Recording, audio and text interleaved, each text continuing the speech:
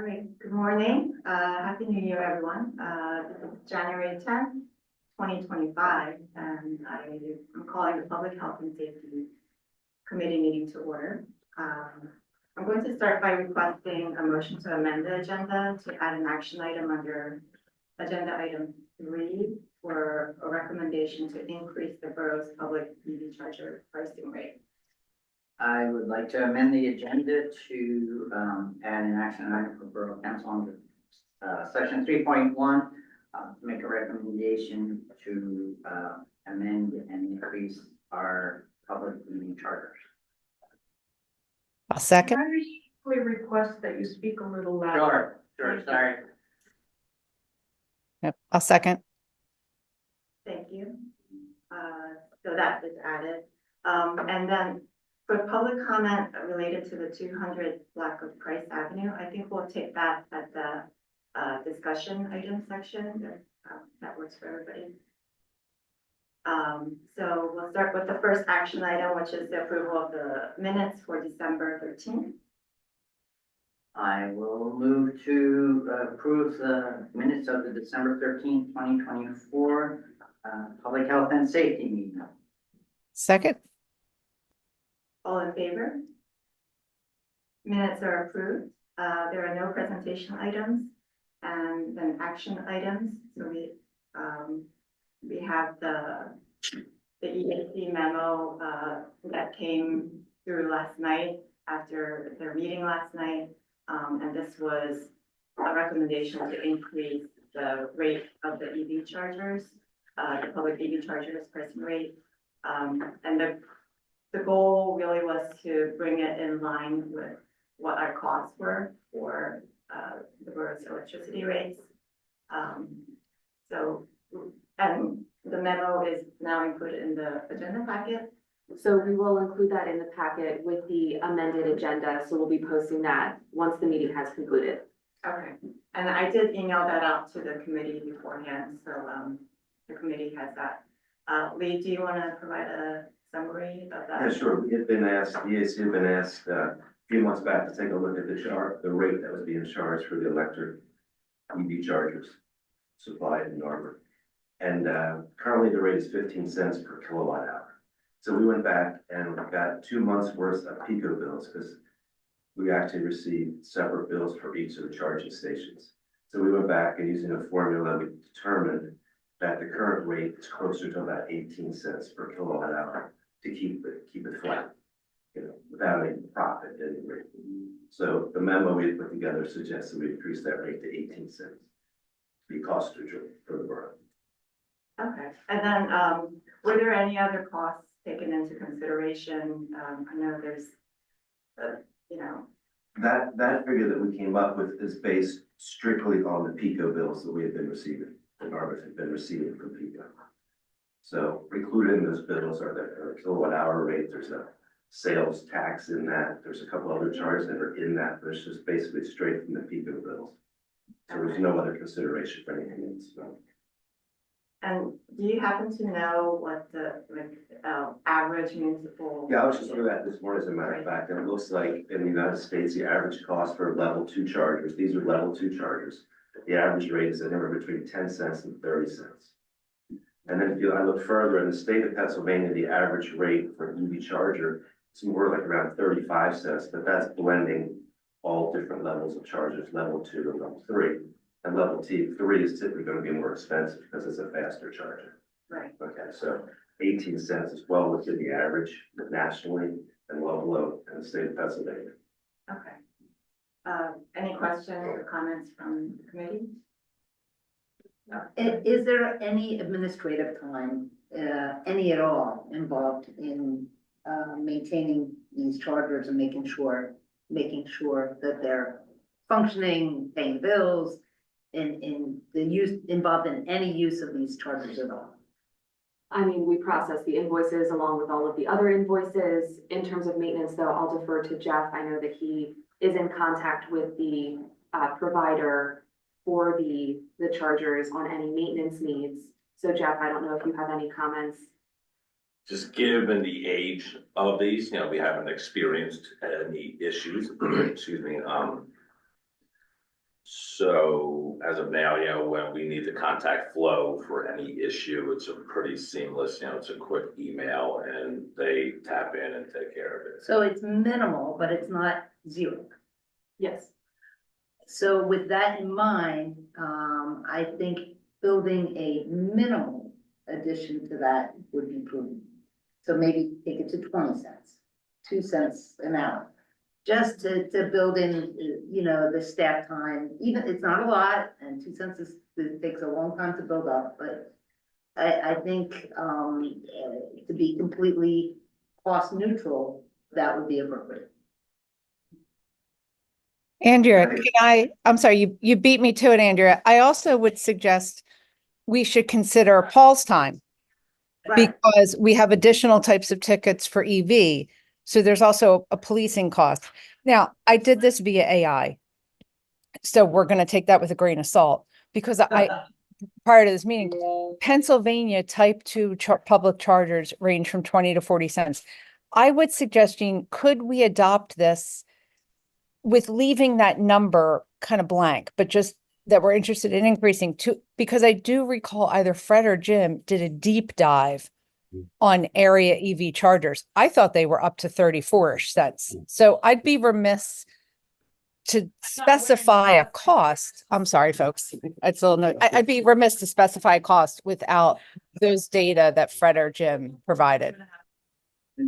Cindy, I think the way we phrased the motion was to increase the cost, but we're not going to determine the price. I think that's for full council. And as you said, I was surprised too, because I thought in our last discussion, last time somebody provided us data, I thought the cost was up around 30 cents. And so I want to go back and, yeah, so we're on the same page there. I don't remember who presented that data to us, but it was significantly higher. So I was surprised that this recommendation was. Well, that's, again, in the state of Pennsylvania, like I said, the average cost is around 35 cents. Yeah. But that's across all levels of Right. chargers, 2 and 3. Okay, and once again, as I said, our data is strictly the Pico bills, Right. just looking at the actual electric Yeah. charge. All right. So whatever else needs to be added, that we certainly understand. So, right, so we're not going to land on the exact rate at this meeting, and maybe we can work that out in between this meeting and the council business meeting with staff and looking at the numbers and maybe looking at how much staff time it would take, but and then we can put that the exact number for the council business meeting. And also keep in mind, ours is a snapshot using 2 months of data, middle September, middle October, middle November. So we use 2 months. So is that a proper sample size? That's what we had. So we can certainly, as we get another month of bills, we can sort of take another look at it again to make sure it's consistent. Right. And that doesn't harm each month. They can look at it and see what the actual charge is coming out to be. We'll gladly do that.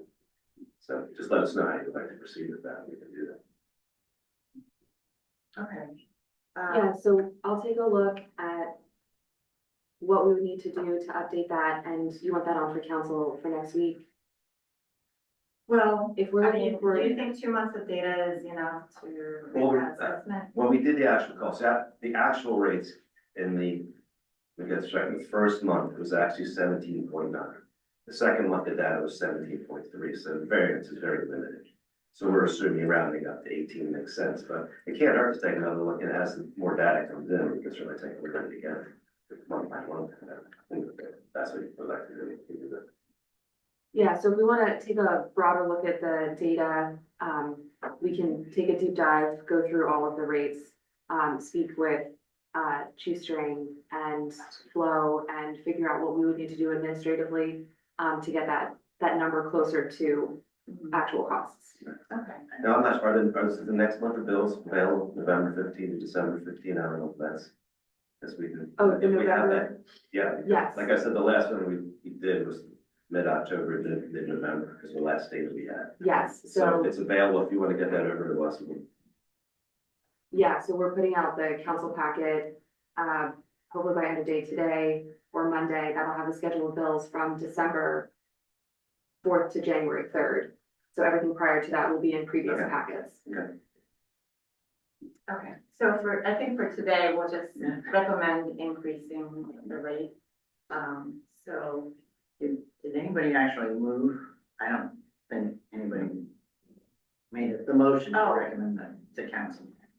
you're right, yeah, So I sorry. think, I'll take a motion for that. so, right, because we moved to amend the agenda to add it, but we didn't make the actual motion. So I would like to make a motion to recommend to full council to increase the rates for public EV chargers, the recommendation of the EAC, leaving the amount to further study. A second? And is there any further discussion on that item? And is there any public comment on that item? If there's no other discussion, I'll take a vote for approving. Any your hand up there? Yeah. Okay, motion passes. Then we'll move on to the discussion item, which is the traffic concerns on 200 block of Price Avenue. Just by way of context and background, the residents of 200 block of Price Avenue expressed concerns about the traffic safety on that block. And the roadway for that particular block varies from 27 feet to 30 feet. And 27 feet falls under the narrow definition for under PennDOT's definition for a roadway. Our single family homes on one side of the street, multi-family homes on the other side of the street. And we had the engineer review, and they provided a review back in the October meeting packet. And their recommendation was to restrict parking on one side of the roadway where the width was less than 30 feet. And that was generally the section between Essex Avenue and the Montgomery Court. And in the course of that, we've received many resident emails as well. I will share 4 email, comments from residents that I received. And generally, they were all opposed to the removal of parking on that street and supported a traffic study to explore converting that to one-way. So it was Greg Harper at 210 Price Avenue. He opposed parking restriction, supported conversion to one-way. He also expressed concerns about sight lines from the driveways and expressed concerns about speed on that block. Barbara Porter at 213 Price Avenue. She opposed parking restrictions, supported conversion to one-way. She also shared that she was struck as a pedestrian at the intersection of Price and Arbor. And she mentioned the issue of delivery trucks blocking the sight lines and creating safety issues for that block. And she also mentioned cars having to wait at the intersection of Price and Essex before there was space to proceed. And Ally Riley at 205 Price Avenue, she opposed parking restrictions, supported conversion to one-way, and also asked for speed bumps on the road. And Jerry Kreider at 200 Price Avenue, opposed parking restrictions, supported conversion to one-way. And his concerns were about traffic congestion and the safety of children on that block. So we also have some members of the public. I wanted to provide an opportunity for them to provide their comment as well. If you could just provide your name and your address, and you have 3 minutes to provide your comment. My name is Deborah Winfield. I live at 210 Price Avenue, which are the 3 townhouses that are attached. And we have had ongoing concerns about getting out of that driveway. It is virtually impossible to see around the parked cars. Mostly when you're coming out and you're looking to the left towards Essex, but we've also had issues with cars coming to the right.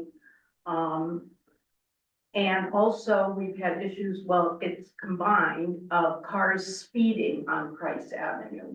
And what we had originally proposed was the installation of speed bumps, but I'm advised by Chief Strong, is that right? Is that his name? That because PennDOT did not perceive speeding to be a problem on Price Avenue, we were precluded from having speed bumps installed.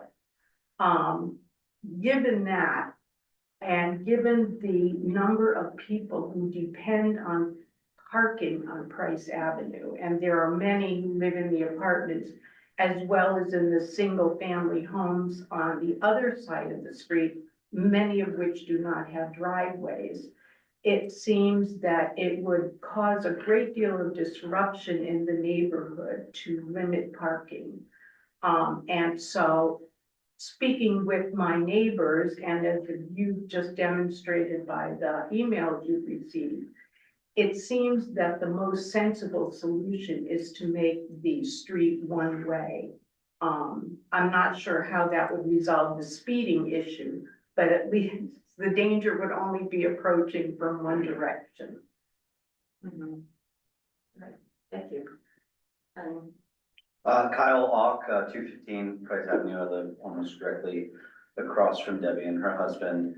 And just come really representing a bus stop full of 12 families. We have a lot more kids on the way in elementary school. And the concern for us, and one of the reasons I moved here, I got hit by a car in Philadelphia. My neighbor Barbara got hit and run last year right on our block, and it's a concern. So while one way and removing parking may resolve an issue in some respect, it will not solve the speeding issue, in my eyes. So speed humps or bump outs, you know, given budget concerns, I don't know if that's realistic. Bump outs at the end of the block, similar to the drainage points you put in throughout the borough, I'd ask to be considered, just because there are so many small children and, you know, safety is really the most important thing here for them. Kyle, could you just spell your last name for me? AUCH. That's close. Thank you. Hi, Joe Stratton. I live at 402 Dudley, just down the block from 200 Price. And support everything that's being said and all the observations to improve safety for all the reasons that have been discussed. I just want to comment, maybe 2 or 3 council meetings ago, committee meetings ago rather, there was an observation of, well, why is this coming up now? You know, nothing has really changed. I might be misquoting. And I only thought after the meeting, what seems to have changed is that what used to be a church, kind of, you know, empty-ish church and an empty rectory, and the townhomes at 210 not existing, are now, you know, apartments, condominiums that are have many more people in them. So I think, and that COVID's over. So I, you know, just thinking about like what's different now than 6 years ago. I just wanted to make sure that just to share that observation that there seems to be a lot that's different in terms of traffic patterns post-COVID, and the addition of all the new residents in those buildings that could be creating more need for parking. Thank you. Thank you. Do we have anyone online that wants to make a public comment?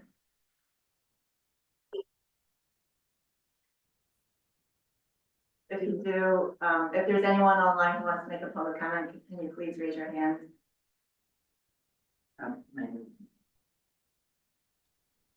Lynn Birch. Hi, can you hear me? Yeah.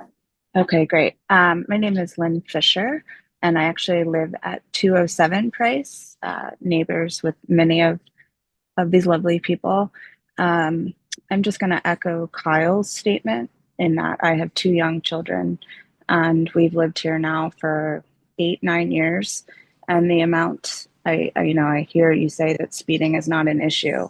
However, the amount of cars that I see speeding down Price Avenue when there's not another car coming towards them on a daily basis. And we are fortunate enough to have a driveway that my boys play in.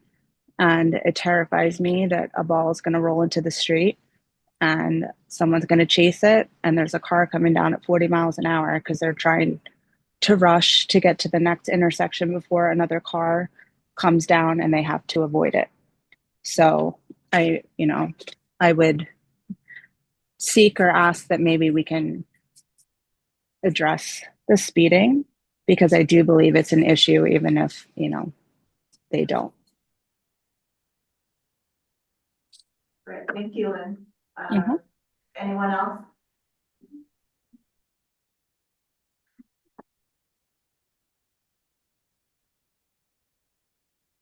Seeing no other public comment, I'll open it up to discussion.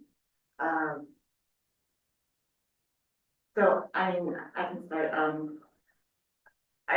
I do wanna kind of summarize what the concerns are. I think the concerns are about speeding, and about sight lines from the driveway, in terms of, and I'm not sure whether the one-way really solves for those two issues.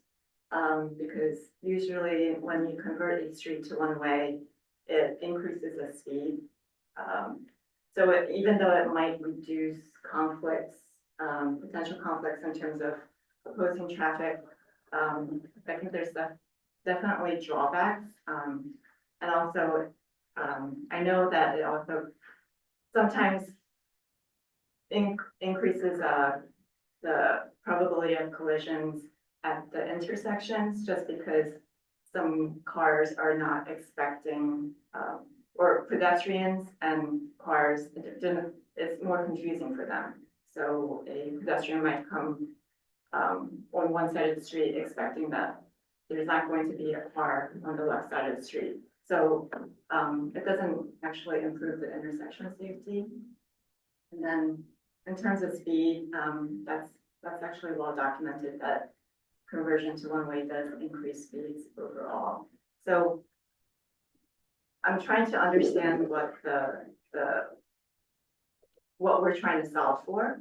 So if it's about the sight lines and if it's about speeding, I do think we need to look at other solutions to solve for those issues. So that's my 2 cents. And Yeah, I mean, I guess we've been talking about this for a while now, and unfortunately, as somebody else pointed out, when we do the traffic study,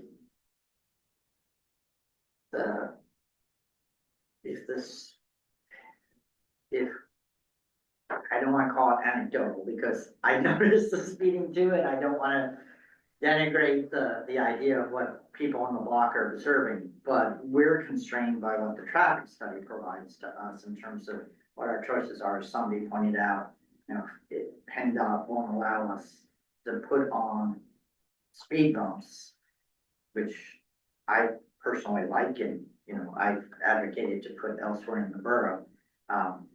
So I don't know, that creates a little bit of a constraint for us. Jean is right that in general, when you go to one-way, you actually tend to increase overall speeds on the block. That's pretty well documented. We've seen that in other places. We look at, the traffic engineers will tell us that very consistently. I wish I could figure out the visibility issue, because I have that same issue pulling out onto Haverford every morning. And it's amazing that we have not had an accident at the corner of Haverford and Shirley in the time that I lived there. We've had a lot of near misses, but visibility, whether it's pulling out a driveway or pulling out of the street, I think we have to figure out a solution for that. Without taking away parking. Obviously, I think it's pretty obvious that the neighbors don't want us to take away parking on that street. So I don't know whether we can talk to the engineers again to see if they can come up with some other creative solutions for us. I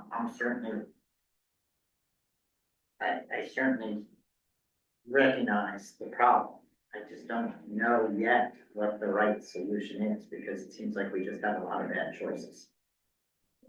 Is there a reason, Mike? I would say, I totally appreciate this being on Iona and us also advocating for one way and learning all the reasons from the traffic engineer, which Jean so beautifully articulated. The engineers did give us a solution, and that was to take a couple of the parking spots away to allow for traffic to pull over. You know, I really would suggest that we try what the experts suggested to us first. And then give it some time and reevaluate, because as we do know, you can't just do something such as changing a traffic pattern on one block. That has to be a holistic evaluation where we're talking hundreds of thousands of dollars at that point, which I do hope at some point we get to a comprehensive traffic evaluation, because we know that kind of piecemealing streets is not an effective way. I would just suggest that we paid for the traffic evaluation. The engineer came back and suggested taking some of those spots. Let's give it a try. If that feels like something low hanging fruit we can do in-house with Public Works.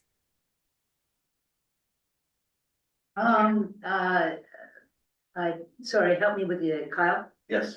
Kyle mentioned, the bump outs, and we are required by the state to install a lot more bump outs in the borough, over the next, relatively short timeframe, for state funding.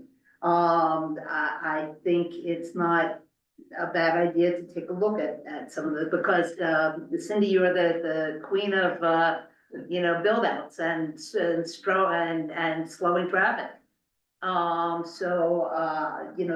That should be added to look at that as a possible location for one of our many bump outs that will be coming. Yeah. So I love that. think- Oh, I'm sorry, Yeah. Andrea, to cut you off. I would just say that the stormwater pump outs need to be in a place that actually stormwater collects. Of course. So, It's gotta make sense. It's gotta. Yeah, make sense. and I believe the engineers have come, Eric has come and put that list together, so we could most certainly check. I don't recall offhand if 200 Price is on that list. Okay. And as well as Jeff's paving plans. But that's something we could absolutely coordinate. Yeah, that's fine. Sure, that's in the low hanging fruit that might slow up traffic. I think the studies, I'm looking at the studies, Chief, show that the average speed on that area is less than 17 miles an hour, which does not, the average speed, there will be outliers.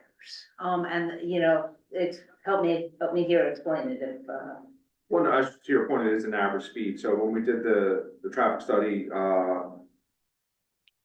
westbound, the average speed was at 17, eastbound, it was at 16.6. And then even with those outliers, over 1,600 vehicles going westbound, there's only 2 that went faster than 30 miles an hour. For eastbound, almost 2,000 cars, and 4, 5, 6 went faster than 35 miles an hour. So, the outliers are there. Even taking them out, the speed's not gonna change too much for that average. and PennDOT does not, to correct me if I'm wrong, PennDOT does not make policy or allow us to put in speed bumps based on outliers. So they have the handbook for traffic control regulations. And what they're saying is that the speed bumps, depending which kind you put in, they expect to lower the speed to a certain value. So if you have speed going at 35 miles an hour and you put a speed bump in, they're saying you're gonna see a reduction to 23 or 25 with the number, based on that's what the normal driver is gonna go over that at. We are well below those speeds there. So they're not recommended to install if you are already below the speed that you'll achieve.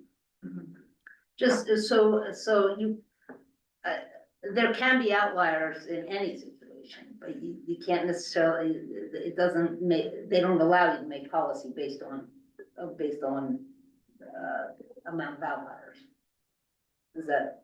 I mean, so they go by the average speed is what they use. I mean, so going, 2 of the outliers on eastbound were at 5 o'clock in the morning, which, speeding's never permitted, but, the 2 highest speeds were at 5 a.m. Was it the same car? Now I can tell that, doesn't tell the cars, that'd be nice. Yeah. It's a different system. Yeah. So in your opinion, do you think converting that one way would increase the speeds overall for that street? Most likely, so what we did is we presented the concerns to the traffic engineer, and while he said creating a one-way would alleviate the narrowness concern, because this way you don't have two cars trying to go back, it would, to your point, increase speed. It doesn't adjust for the sight lines, because now while you only have traffic coming from one direction, if there is a legitimate sight line issue, it's still there, versus moving those parking spaces or eliminating some will increase the sightline distance for the residents coming out of the driveway. And then the one resident said about the vehicle stops, and, you know, based on their engineering report, if we make it one way and have parking on both sides, a vehicle stop for deliveries, and unfortunately we deal with this sometimes, that doesn't change either. So based on what they're saying, we're not, by making it one way, we're not fixing the problems that we asked him to address. And additionally, it would make impacts on the adjacent streets, and what might the impact on the adjacent streets be? Yeah, we don't know. So, I mean, the truth of the matter, which we all know, is everyone's avoiding Montgomery Avenue. So, you know, when we start making modifications within the borough, we're not getting rid of the traffic, unfortunately, we're just pushing it to somewhere else. So they have to come in and do an estimation on where they think that traffic's gonna go and what those volume numbers are gonna look like. So do we end up pushing it somewhere else and then causing another problem? So another impact that, like, I didn't mention before is that it does increase the overall vehicle miles traveled. So, just because the cars will need to kind of go around certain blocks, it actually increases the amount of congestion in the adjacent streets, and increases turning movements as well for them. And it's usually the turning movements that are most dangerous for pedestrians and for children. So that's another concern of mine. And Just a couple of comments and a question. The question first, I know, the folks on Iona got speed bumps put in. How did that happen? Did they have a higher average speed than Price? Yeah, I don't remember what it is, but yes. Okay. I understand the averages and the testing and everything, but I'm talking about my lived experience every day. And at least once a week, there's a near miss. The other comment I wanted to make was, about eliminating some of the parking spaces so people could pass more easily on the street. That is not really a problem. In my experience, people have been pretty civilized when a car is coming towards you to stop and let them pass. It actually mitigates the speed problem, having those standoffs. Yeah. People are forced to drive slower. Yeah, and the other thing is, what I'm hearing you say is that it's okay to have congestion on Price Avenue, but if we made it one way, congestion would be diverted to other streets, so why is Price Avenue the selected candidate to bear the burden of this? I'm just saying that we need to consider the impacts on the other streets and the other impacts. It's not just the congestion, it's the turning movements, it's additional turning movements, it's increase in speed, it's and also just overall, even though if that were converted to a one-way, overall within the borough, the amount of congestion would increase just because they have to go around the block. And it would be also confusing for people who are not local. But those are my concerns. Well, I guess I would like those considerations to apply to the folks who live on Price Avenue as well. That's all I'm saying. Okay. I don't think there's any indication that, you know, this area has an excessive amount of congestion. I don't think that was said. I just, based on your comment, you're saying that it's okay for the congestion to be there. So we have congestion everywhere, and that's part of what we're trying to do is make sure that we're not compounding an additional problem. So if it was what I said, you know, if we have 1,000 cars a day traveling 3 roads and we make one way, 500 will say going eastbound, we push that 250 on either side would be the assumption. Now the traffic engineer does a little bit more into it than just me splitting numbers, but you know, it's a matter of what other problems we're going to cause, not that we want congestion to be on Price. But that is the outcome in any event. I think we're dealing with circumstances as they are now, so we're not looking to make things worse, but, you know, that means that sometimes we gotta deal with the circumstances that we have without causing other issues. Has anyone considered this in the context of the fact that there are one-way streets in Narberth? And, how do those one-way streets affect the flow of traffic and congestion? So we have, several one-way streets in Narberth. One is Haverford Avenue, right along here. Mm-hmm. And then there's, that section of Windsor Avenue from Forest to Iona. And there's that small section between, on Sabine Avenue from Essex to Montgomery. Now, I do feel like those streets have increased speeds in general, because of the one-way, especially Haverford Avenue here, although we've, lowered that a little bit by adding the parking spaces on either side of that. And then on Windsor Avenue, it's hard to say. I'm not sure about the speeding on that block, but, yeah, so that we do have limited sections, of the borough that have one-way streets. Also, I guess there's, the 100 blocks of Dudley, Conway, and Essex are also one-way as well.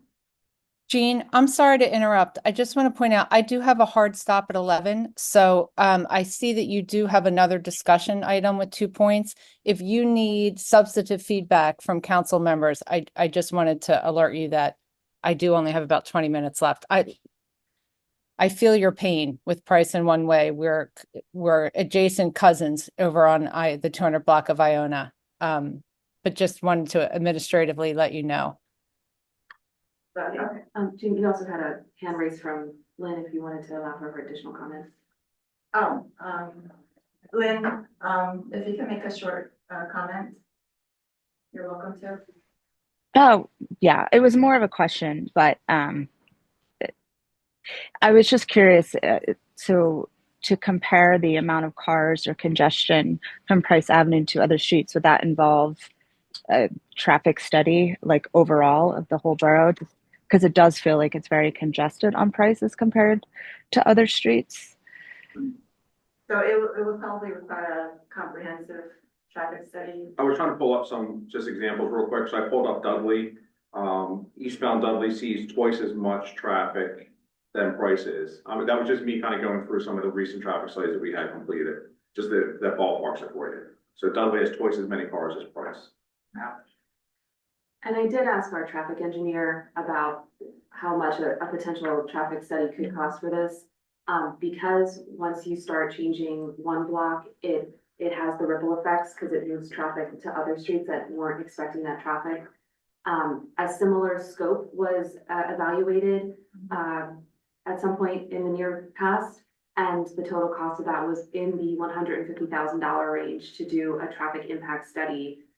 So I recognize that it's, one block, it seems a nominal thing, but when you expand the scope to take the full effect of the impacts on the surrounding streets, you end up encompassing almost the full borough in that scope of work, and that does increase then the cost of what that study would result. Can we compare it, if we took Cindy's suggestion of trying the bump outs and seeing the effect on a trial basis? And Jeff, maybe you can answer this. I know we've talked about this before, but that's not an insignificant cost either, right? Oh, wait, I'm sorry to clarify. My recommendation was that we follow the engineer's recommendation of removing a couple parking spots. Right.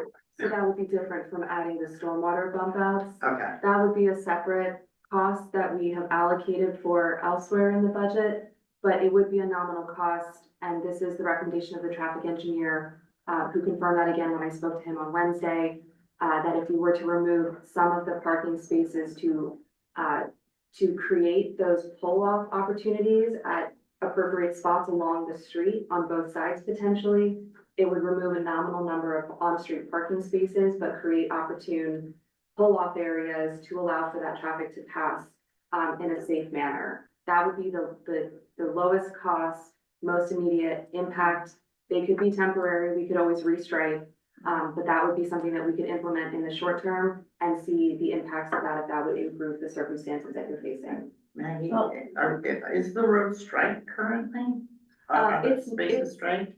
I don't, No. Jeff, I No. don't believe so. So one question that I have is if it's not striped, if we try to stripe and that way you can sort of rejigger where the spaces are, right? So moving, like stripe it so that there's a distance between your exit and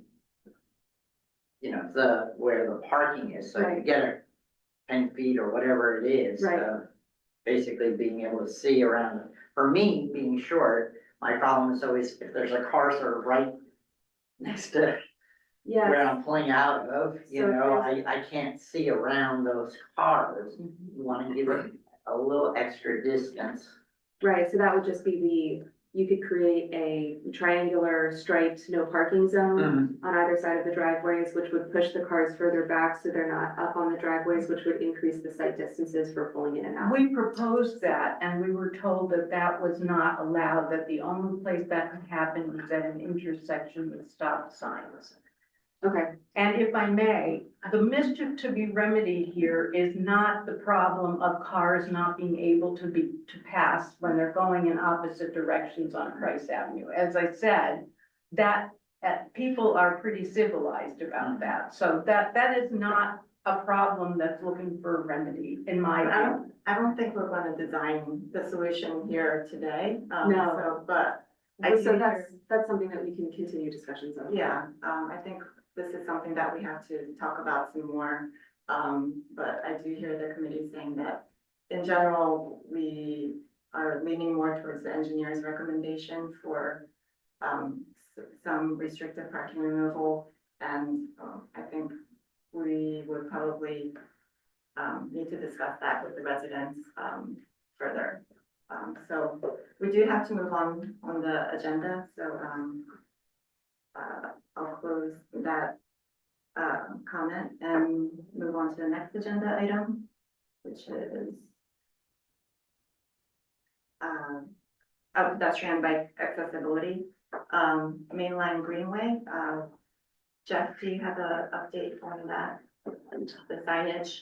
Yeah, the sign's here, so if you'd like to take it with you to present with your group, to see if they give us the blessing. If they approve it, the coloring, the graphics, everything, then we'll order the signs on our end. They should take about 2 or 3 weeks to arrive here. And we'll put them in when they come in, unless you want us to wait for LM Township to have all their stuff set and ready, or if you just want the borough to set ours out. So I will touch base with Lower Marion Township again to see like where they are in the process and figure that out. Okay. But yeah, I'd love to kind of take it and show it to Narber Cycling Club, see what they think. Okay, and is there an update about the Lower Marion and Narber Effective Transportation Plan? Yes, I did receive an email from Marley Bice with the Montgomery County Planning Commission to update LM and Narberth on where we are with that. So it looks like that they are going to be providing a draft network for the active transportation plan as of January 15th. So that should be made available to us, and then that will have an opportunity for us to review and provide feedback. So we were informed by Ms. Weiss that the interactive map will have an accompanying memo explaining the categories of recommendations, the high-level background on the process, and resources used to develop those recommendations. So then it is envisioned that next steps would include the review of the draft network by both municipalities, and then there would be a steering committee meeting, and any feedback would be incorporated into future revisions. And all of that information will be shared to us, like I said, by January 15th. So as soon as that is available, I will be making that shareable for everyone to review. I'm looking forward to seeing that. All right, thank you. Any discussion on that item? Okay, moving on to committee reports. We don't have anything from the Street Tree Commission, Environmental Advisory Council. Is there any other update apart from The only other, the other initiative that we discussed a bit last night was the possibility of a community composting program, possibly piggybacking off the lower rate, so we're doing a little more research on that. So Okay, that should be great. coming out, we'll have some, should have some recommendations shortly. And also, we had asked us to kind of think about what our, priorities Right, any initiatives for, for the council to consider moving forward, so that's something that we can think about. And hopefully we can work with, you, Maggie, as well, absolutely, to develop that list. Okay. Thank you. And, no update from Lorraine Township Health Advisory Council, departmental reports, fire company report is in the agenda packet, police report. Reports included in the packet. The only other thing I was gonna mention is we are starting to see, this is a positive thing, an increase in the use of the chargers in our lot here. The unfortunate side effect is there's been twice now in the last, 2 weeks, we've been unable to charge our marked police car. So, while we're continuing to monitor it, we've been fortunate that, it seems like within the first couple hours of the morning, people are leaving and we're able to get the marked cars on charge, but it's something we need to consider as far as I know, that there was discussions about, getting a charger inside the public works area or something for marked cars, but What was the timeline for that installation? they were sort of, It was a grant that Matt West had applied for through PICO, which would cover the cost of the removal of our fuel tank and the installation of a level 3 charger. So there's no timeline yet. No timeline on when we would hear back from them. I can work with Maggie, try to find, the information and follow up. The overall cost for the charger was pretty small in the grand scheme of things. I think it was around $4,000.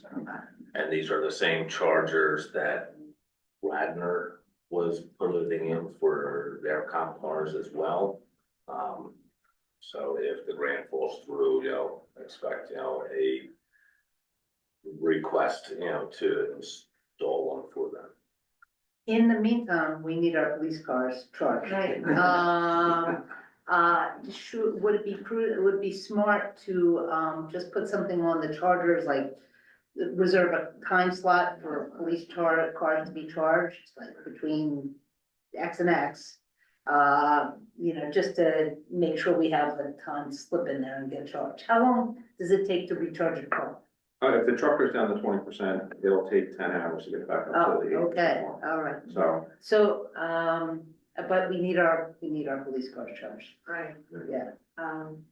So I'm not sure what the short-term solution for that is. we can look at it and see, I will say we are mindful of this, so we try to keep it charged regularly. So if we get to like 60%, we try to put it on the charger, and if we can't, we know we still have plenty of time to, if it does take a half a day or something to get on there, we will. Okay. So, but my thought with bringing it up is as the word gets out and people use it more and more, it might become an issue where we definitely need to either reserve it or have that alternate plan for a secure charger inside the lot. Right. And I'm sure it's maybe more of a problem in the winter time, as they don't hold their charges. And the problem, I think, will increase, the addition of the new car that is coming in a Right. couple of months. So there'll be up to 3 EV vehicles to keep charged. Yeah. and I just made one quick comment. When we looked at the utilization, we did the report last year of the initial pilot program, and it was very well received. Well, so far this year, we took a look briefly at the information the first 6 months of 24, and it was about almost the same amount as the full year the year before.